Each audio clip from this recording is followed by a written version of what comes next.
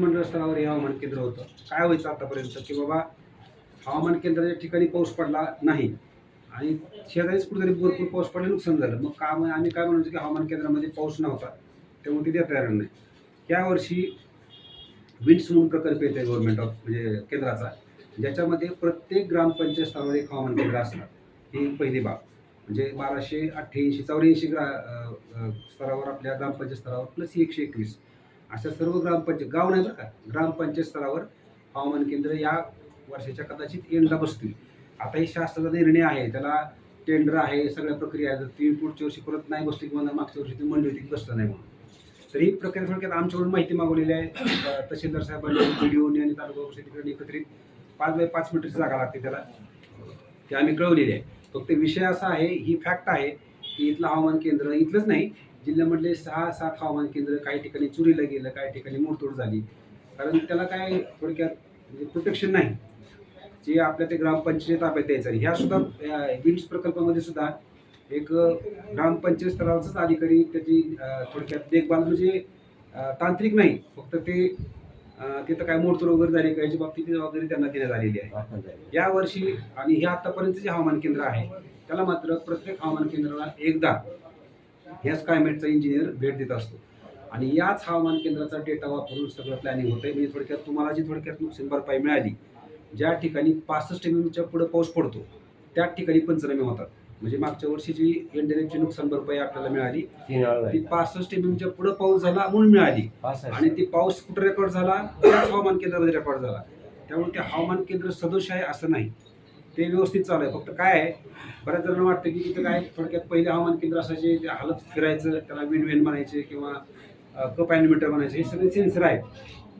म्हणजे तुम्हाला सांगायला हरकत नाही, मी सोलापूरला होतो, एक तहसीलदार साहेब कलेक्टर साहेबांना म्हणजे साहेब त्यांचं चालू नाही म्हणजे हवामान केंद्र. त्यांना मी सांगितलं की चालू नाही म्हणजे ते फिरतंय किंवा हालतंय म्हणून चालू नाही, ते सेन्सर आहेत ते सगळे. तर थोडक्यात काय सांगायचं, ते सुद्धा चालू आहे. फक्त आता सांगितल्याप्रमाणे जे बंद पडलेला होता तुम्हाला 3 महिने इथं रेन गेजच नव्हतं. दुसरी गोष्ट, तुमचं विंचूरचं हवामान केंद्र 5-6 महिने ते गायबच होतं. इथलं तुमच्या कृषी विभागाचा रिपोर्ट आहे की ते चोरीला गेला असं स्कायमेटनी सांगितलं. चोरीला गेलं तर लासलगाव पोलीस स्टेशनच्या हद्दीत एरिया येतो, FIR का दाखवणे काहीच नाही. स्कायमेट तो संस्कार सुद्धा आम्हीच केला, FIR कर. पण तुम्ही जे आता तुम्ही हे फक्त हे बोल स्टोरी सांगता, आम्हाला ती सगळी स्टोरी माहिती नाही. सर मला आहे ना तुमची हातबलता मी अनुभवली परवाच्या दिवशी. तुम्ही हातबल आहात, तुम्हाला पुढे काय करायचं हे ते माहिती नाहीये किंवा तुमच्या मर्यादा ज्या आहेत टेबलाच्या त्याच्या पुढे जाता येत नाही, ही फॅक्ट आहे. कारण 3 महिने आम्ही 1.5 लाख रुपये खर्च केले, त्यावेळेला इथपर्यंत आपण पोहोचू शकलो आणि इकडच्या सगळ्या लोकांनी हा सगळा सरण रचण्याचा कार्यक्रम रचला म्हणून आता हे गंभीर प्रकरण झालेलं आहे.